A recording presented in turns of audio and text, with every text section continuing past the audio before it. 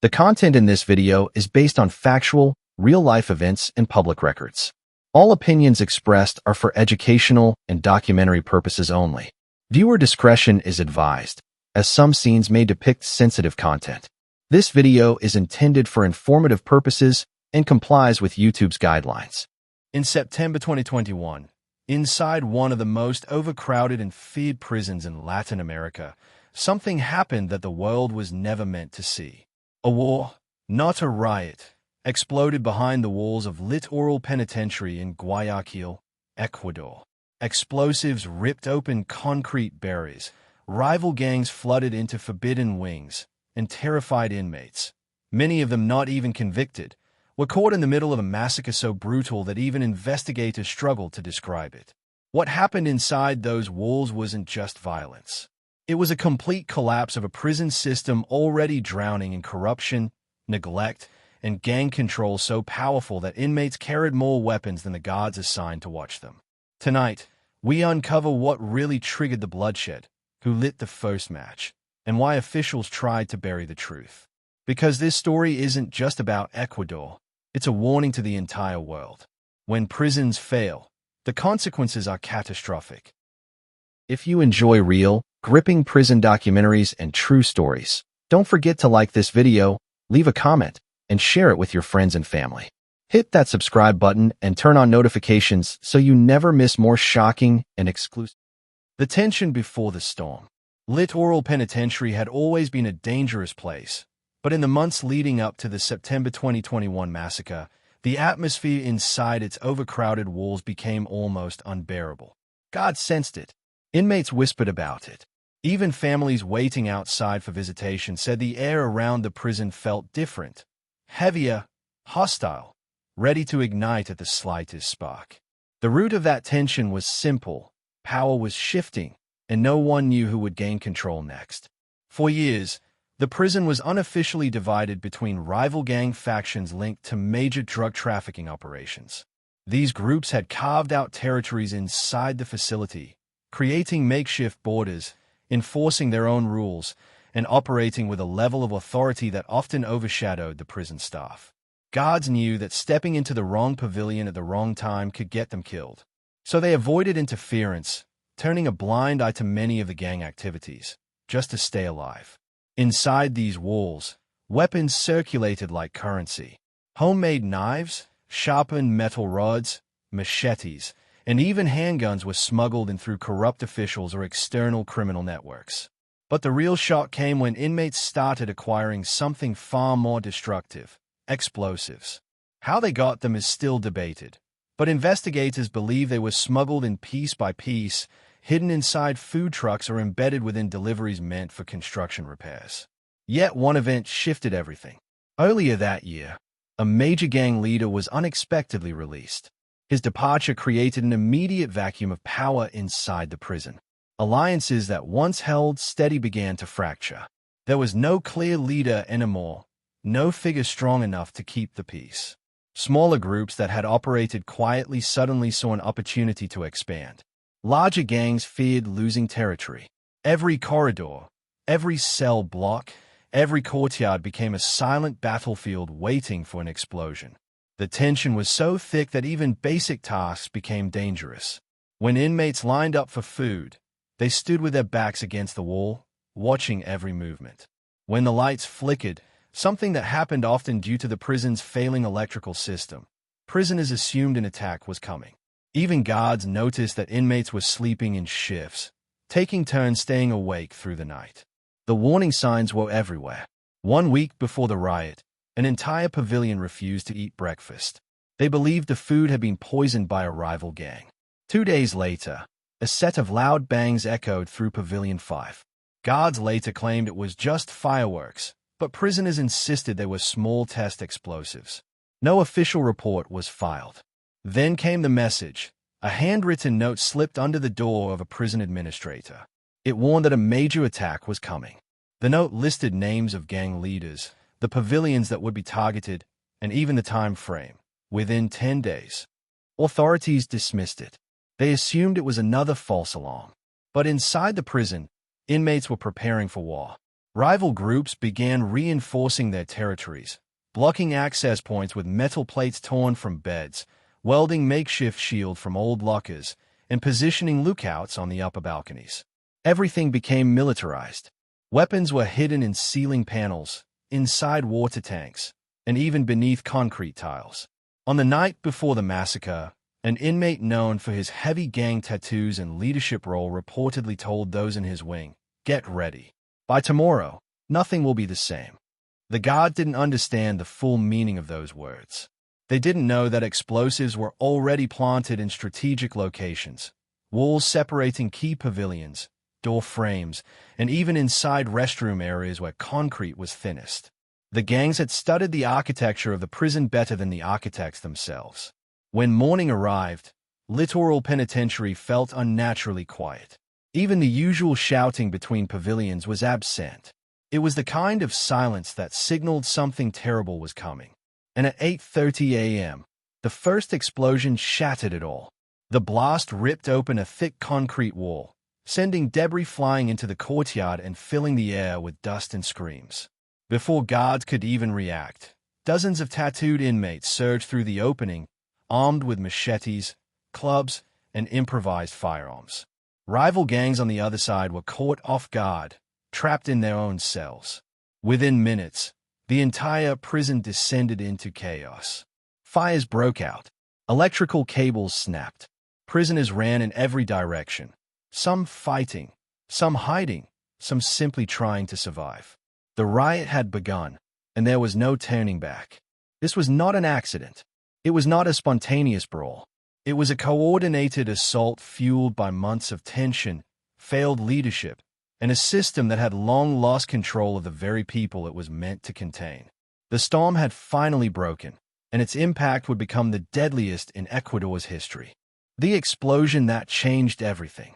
The moment the first explosion tore through the concrete wall separating Pavilion 5 from Pavilion 6, the entire prison seemed to inhale sharply, as if the building itself understood what was coming next. Litoral Penitentiary had seen violence before, but nothing on this scale. This was no random burst of anger. It was the start of a coordinated assault that had been planned with military precision. The blast echoed through every hallway, cell block, and courtyard, rattling metal doors and shaking dust from the ceiling. Guards stationed in distant towers felt the vibration under their feet. Inmates miles away in the far pavilions froze mid-step. Some instinctively threw themselves to the ground. Others ran. A few, members of the dominant gangs, simply smiled. They knew exactly what that explosion meant. The war had begun. In the seconds after the blast, chaos erupted like a volcano. Smoke filled the narrow corridor between the pavilions, creating a thick gray haze that made it nearly impossible to see more than a few feet ahead. The air smelled of burning concrete and gunpowder. Alarms blared throughout the prison, though many of them were already broken or malfunctioning from years of neglect. Through the dust, tattooed silhouettes emerged. Dozens of inmates from Pavilion 5, many with gang insignias inked across their arms, necks, and faces. Some held machetes fashioned from kitchen tools. Others gripped pipes wrapped in cloth to prevent slipping. A handful carried small firearms, illegally smuggled in through the very system meant to keep them contained. These men didn't hesitate. They surged into Pavilion 6 with a level of rage that seemed almost inhuman. Their intention wasn't just to overpower their rivals. It was to eliminate them completely. Inside Pavilion 6, the panic was immediate. Many inmates had been asleep or resting when the explosion hit. Some were eating breakfast. Others were gathered in small groups talking quietly. But within moments, every conversation turned into a scream. Prisoners scrambled to barricade their cell doors with whatever they could find: beds, buckets, broken metal frames. It wasn't enough. The attackers were too many, too organized, too determined. Those who tried to escape into the courtyard found themselves trapped by locked gates. With no guards in sight, most had already fled to safer areas. There was nowhere to run. Some inmates hid under mattresses, but those thin mats offered little protection against the attackers flooding into the wing. As the invading faction moved through Pavilion 6, they smashed lights, plunging the area into darkness. The only illumination came from small fires ignited during the blast and flickering emergency bulbs that cast eerie, fragmented shadows across the scene. The attackers moved through those shadows like ghosts, their bodies covered in tattoos glowing faintly in the dim light. What made this moment even more horrifying was the number of pre-trial detainees trapped in Pavilion 6. Many had been arrested for petty crimes, shoplifting, non-violent drug possession, minor theft. They were young, scared, unarmed, and completely unprepared for what was happening around them. Some screamed for help. Others cried for their parents. A few begged their attackers to spare them. But mercy was in short supply inside Litoral Penitentiary that day. The riot spread faster than anyone could have predicted. Secondary explosions echoed through the complex, smaller, but strategically planted to open pathways between rival-controlled pavilions. Each blast opened another corridor of violence. Each opening brought new waves of attackers. Within 20 minutes, at least 4 pavilions were engulfed in brutal combat. Guards monitoring the situation from the control towers could see the chaos unfolding below. But they were powerless. The prison lacked riot gear, lacked weapons, lacked training, and, most importantly, lacked the authority to intervene. Many guards feared that stepping in would not only get them killed, but also trigger retaliation from powerful criminal organizations outside the prison. Some guards attempted to call for reinforcements, but the communication systems were overloaded. Others locked themselves inside offices, unsure of what else to do. Meanwhile, the violence intensified. Prisoners in Pavilion 7, hearing the explosions and screams, attempted to break out of their cells. Not all were trying to join the fight. Some were simply trying to escape the possibility of becoming the next target. When they managed to overpower a guard and seize his keys, they spilled into the hallway, adding yet another layer of confusion. The prison became a maze of battling factions. Groups clashed in stairwells, fought across balconies, and exchanged blows through cell doors. Fires burned uncontrollably in multiple wings.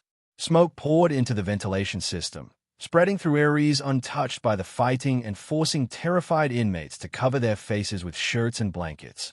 The violence wasn't random. The gangs had clear objectives. They were targeting specific individuals, rival leaders, suspected traitors, anyone who threatened the balance of power. Many victims were cornered inside their cells, unable to defend themselves. Others tried to negotiate. The gangs didn't negotiate. Not that day. Within the first hour, the death toll had already surpassed anything the prison had ever seen. Bodies lay in hallways, courtyards, bathrooms, and inside burnt-out cells. Dozens of inmates who weren't involved in gang activity found themselves caught in the crossfire. The entire massacre unfolded faster than any external force could respond. When police and military forces finally surrounded the prison from the outside, they could hear the gunshots, screams, explosions, and crackling flames. But it took hours, long, painful hours, before they managed to enter. By then, the prison was already drenched in blood. The explosion that started it all wasn't just a breach in a wall. It was a breach in the illusion of control. It exposed the truth. Inside Litoral Penitentiary, the gangs were the real rulers, and the state was merely a spectator. And the worst was still to come. When the prison fell silent. For nearly 2 hours, Litoral Penitentiary echoed with a level of brutality that felt almost surreal. Explosions, screams, metal clashing against metal, fires crackling through the cell blocks. But eventually, something changed. The noise began to fade, slowly at first, like a storm exhausting itself. The screams became fewer. The footsteps scattered. Even the relentless pounding against cell doors weakened. And then, silence. A heavy, suffocating silence settled across the prison. It wasn't peace. It wasn't safety. It was the kind of silence that follows tragedy. A silence filled with fear, uncertainty, and the unbearable knowledge that whatever happened next would determine life or death. For many inmates, especially those hiding under beds or shielding themselves behind makeshift barricades, the quiet was more terrifying than the violence. When the noise stopped, no one knew whether the attackers had retreated, regrouped, or were waiting just outside the door. The entire prison held its breath. In Pavilion 6, where the riot had first exploded, smoke continued to swirl through the hallways. Burned mattresses emitted thick black fumes that stung the eyes and made it difficult to breathe. Flickering emergency lights cast weak reflections on pools of blood, broken glass, and shattered concrete. The explosion had torn apart not just the walls. It had torn apart any illusion that the prison was under control. In the shadows of one corridor, a group of inmates huddled together, trembling. Most had no affiliation with gangs. Many were young and covered in soot, their faces streaked with tears. Some whispered prayers. Others simply stared blankly ahead, still in shock from the violence they had witnessed. Among them was a teenager who had been arrested for stealing a cell phone. He had only been in the prison for 8 days. Now, he sat against the wall hugging his knees, shaking violently. The tattoos of older gang members who had rushed past him during the attack were still burned into his memory. Skulls, numbers, symbols, entire chest pieces inked with violent imagery. He knew those men were predators, but the silence scared him even more. Across the prison, rival gang members moved like shadows, stepping over debris and bodies as they checked the areas they had conquered. Some whispered orders. Others searched for survivors hiding under beds or inside locked bathrooms. But something was different now. Their pace had slowed. The frenzy of the attack had faded.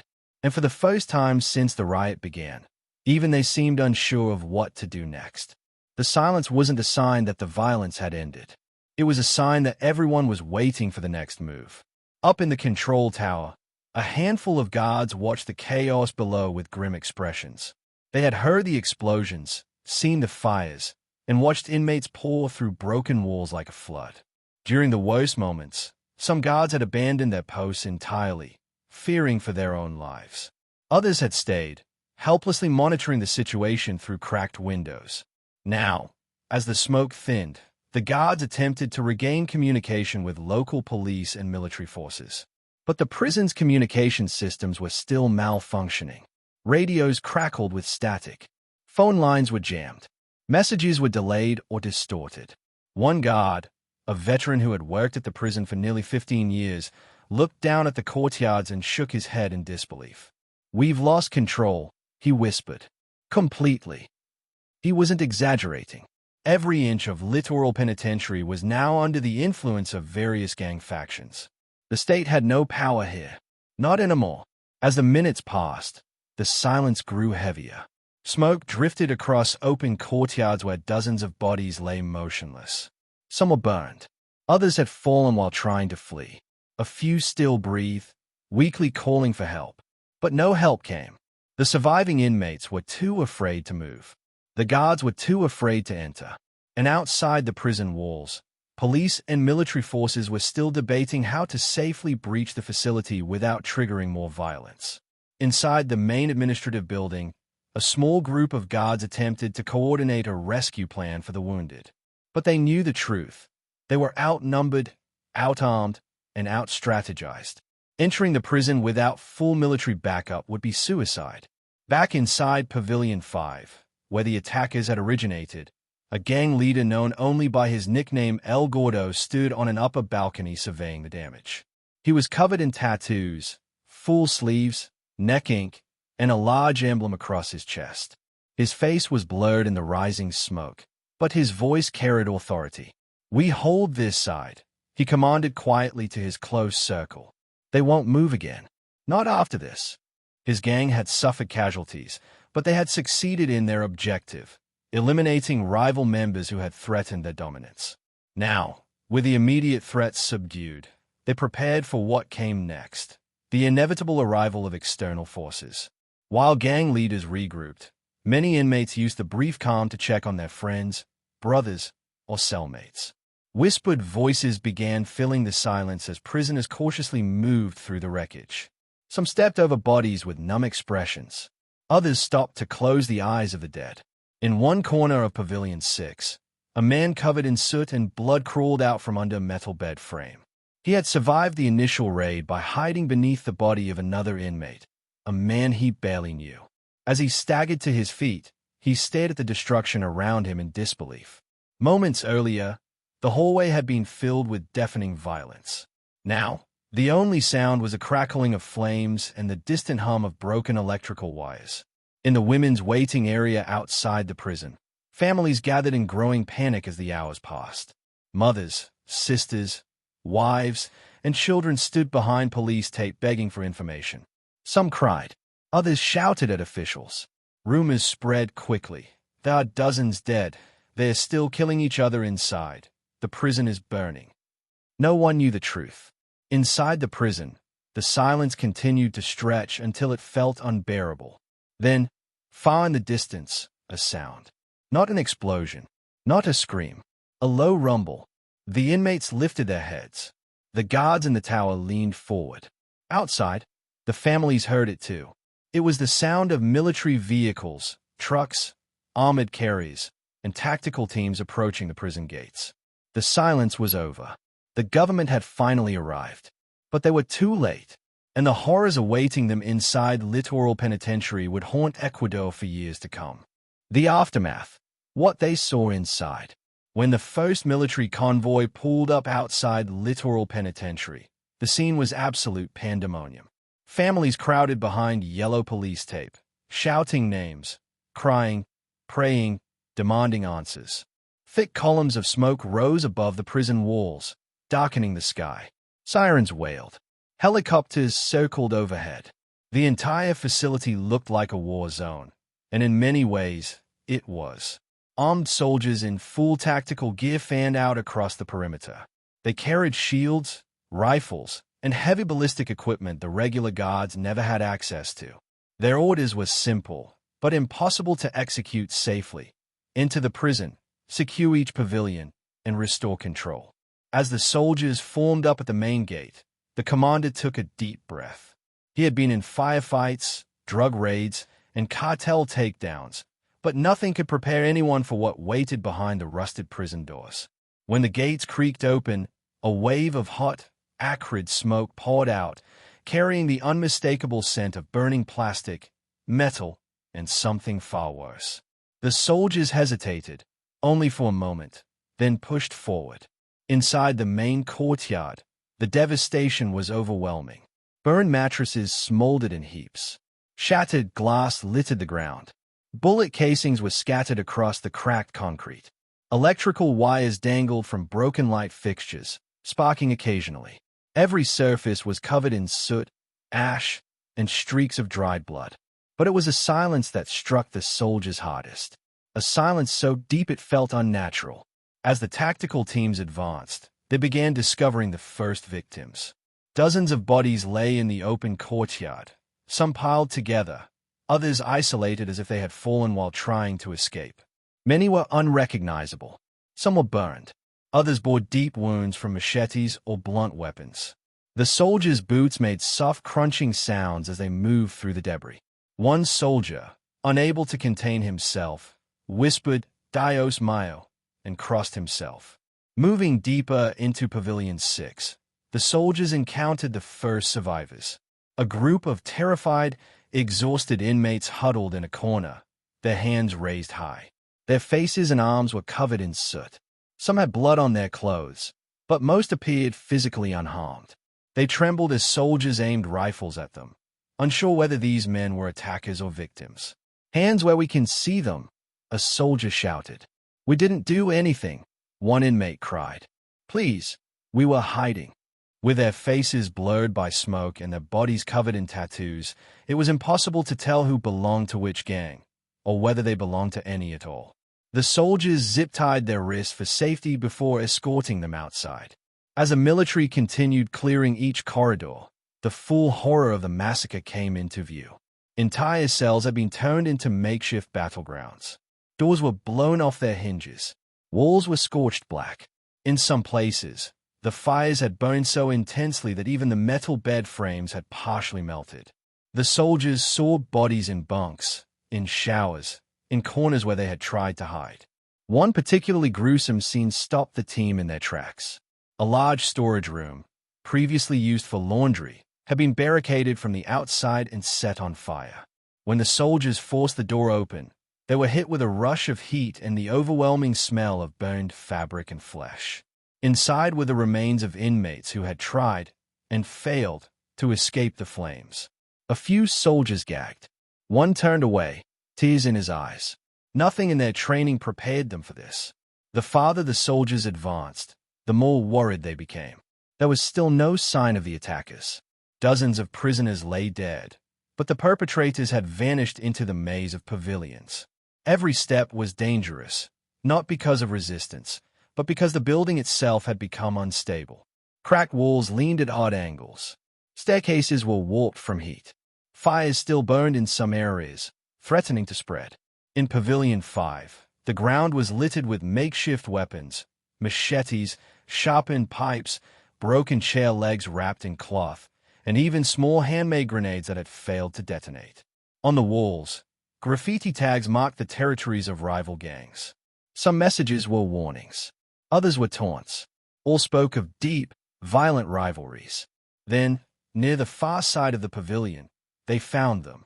A group of 20 heavily tattooed inmates, sitting calmly on the floor with their hands on their heads. Their clothes were torn. Some had cuts or bruises, but none appeared frightened. They sat in perfect formation, back straight, faces blank, as if waiting for the soldiers to arrive. These were not victims. These were the men who had orchestrated the massacre. The soldiers aimed their rifles, shouting commands in Spanish. The inmates obeyed instantly, their expressions unchanging. One of them, a muscular man with full-arm tattoos and a large inked emblem across his neck, simply smiled. He knew the truth. Even in custody, even under military guard, his gang still held influence inside the prison. The massacre had only strengthened their grip on Litoral Penitentiary. Once these men were detained, the soldiers pushed deeper into the prison. Pavilion 7 was still smoldering. Pavilion 4 was flooded from burst pipes. Pavilion 2 had collapsed balconies. And in every direction, the death toll continued to rise. Hours passed before the military could declare the facility secure. It wasn't truly secure, not by a long shot, but the violence had stopped. The attackers were detained. The surviving inmates had been removed from the most dangerous areas. The fires were dying out. Outside the prison, the government made official statements. They spoke of terrorism, gang warfare, and the need for reform. They promised accountability. They promised justice. But inside the walls, the truth was painfully clear. This wasn't just a riot. It wasn't just a clash between gangs. It was a complete failure of Ecuador's prison system, and the cost was 123 human lives, many of whom were never supposed to be there in the first place. As night fell on Guayaquil, soldiers continued to carry bodies out of the prison one by one, placing them gently into black body bags lined up along the courtyard. The families waiting outside prayed that the next bag wouldn't contain their son, brother, or father. For many, it did. The riot at Litoral Penitentiary was finally over, but the horror was only beginning to sink in. The aftermath they never recovered from. When dawn broke over megaprison Sacat on April 12, 2024, the silence was unnatural, heavy, hollow, almost guilty. For a facility built on intimidation and absolute control, that morning felt different. The gangs were still subdued, the guards were rigid, and every inmate knew the truth. Nothing inside that place would ever go back to normal. The riot had been contained, but the repercussions rolled through the prison like shockwaves. The first sign was the sudden increase in selective transfers. At 3:10 a.m., heavily armed units marched down the corridors, unlocking cells without warning, dragging out inmates whose names had been flagged during the investigation. Some resisted, some prayed, and some didn't make a sound. They already knew why they were being taken. The inmates had a term for these transfers, the vanishing list. No one returned. Serrano becomes the symbol of a broken system. Former guard rules Serrano, who unintentionally triggered the chain reaction that escalated into the riot, became the administration's first target. Officers escorted him from the prison with his hands cuffed, a bleeding scalp, and a blank stare. The government announced that he was being detained for protocol violations, but every guard inside the system knew the truth. He wasn't being punished for breaking rules. He was being sacrificed because the world was watching. The riot went viral, shockingly fast. Leaks, smuggled clips, audio recordings. Everything hit social media within days. Suddenly, the most secure prison on earth was exposed, not for its power, but for the desperation and fear simmering just beneath the cold concrete floors. Journalists in the United States and Europe were already running stories titled, "Inside El Salvador's Human Cage." The mega-prison cracks begin to show. Is this system sustainable, or a ticking bomb? For the first time, the government's confidence faltered. For the first time, Sacat looked vulnerable.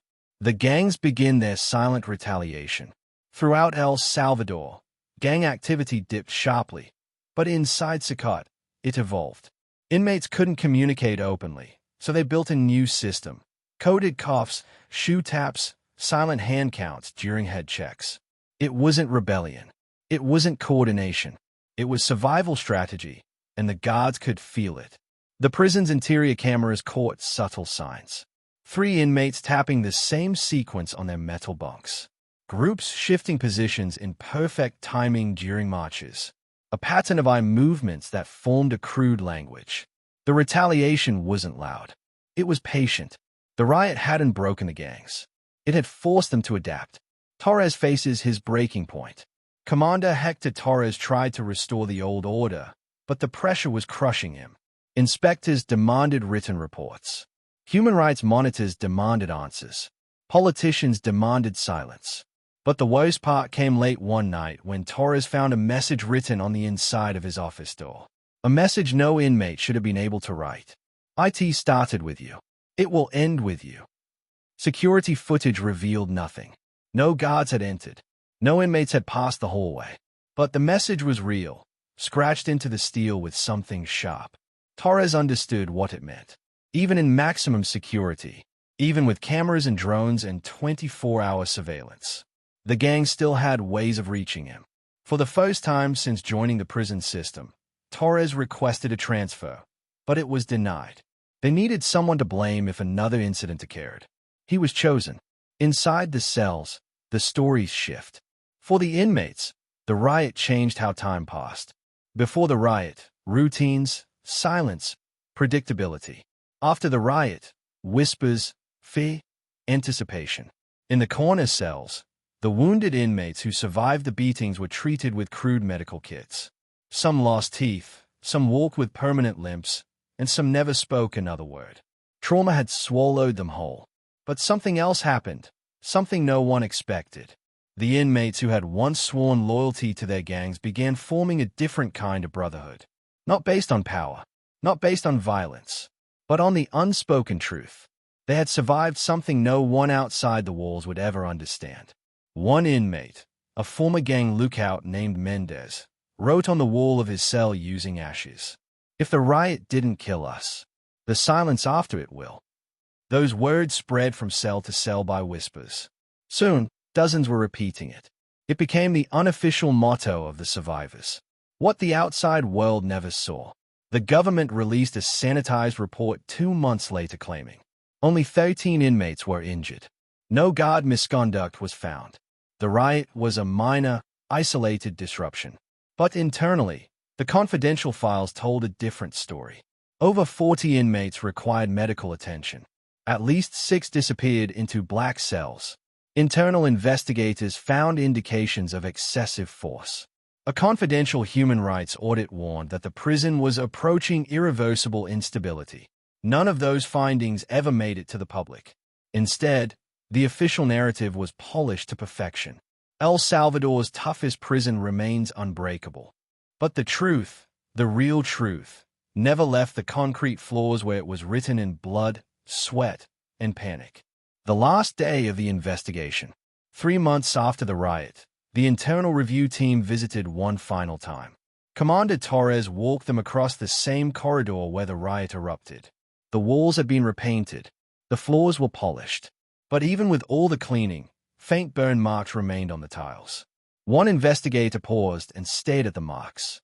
"What caused these?" he asked. Torres didn't answer. He didn't have to. Everyone knew. Everything about that day had been scorched into the prison, permanently. When the inspectors left, Torres stood alone in the hallway. The lights flickered, and for a moment, he thought he heard the distant chant again. The chant that started it all. The chant he would never forget.